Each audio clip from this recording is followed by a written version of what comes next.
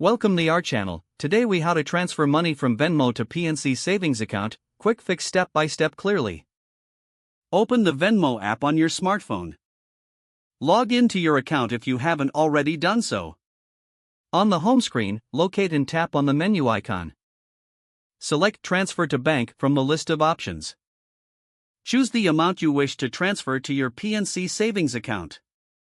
You may have options for immediate transfer or standard transfer. Select your preference.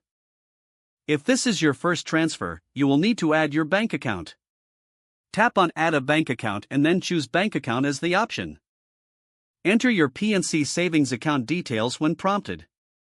After entering your information, tap Save to link your account. Return to the transfer screen and confirm the chosen amount.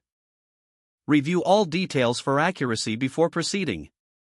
Tap Transfer to complete the process. Wait for a confirmation notification to indicate your transfer was successful.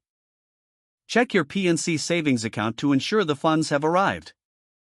You're all set. If the page does not load, refresh the browser or try again in a private or incognito window. Make sure you are using the correct email address, then retype it carefully to avoid small typos. If your password is not accepted, use the reset option and create a new strong password you can remember. Check your spam folder for verification or security emails, then complete any requested confirmation steps. Enable two-factor authentication if available to improve account security and reduce unauthorized access risk.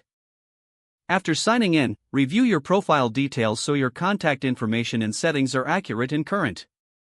If you see an error message, note it down and try again after restarting your device and internet connection.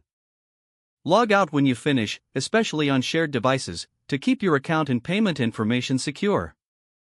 If the page does not load, refresh the browser or try again in a private or incognito window. Make sure you are using the correct email address, then retype it carefully to avoid small typos. If your password is not accepted, use the reset option and create a new strong password you can remember. Don't forget to like this video and subscribe to our channel for more step-by-step tech guides.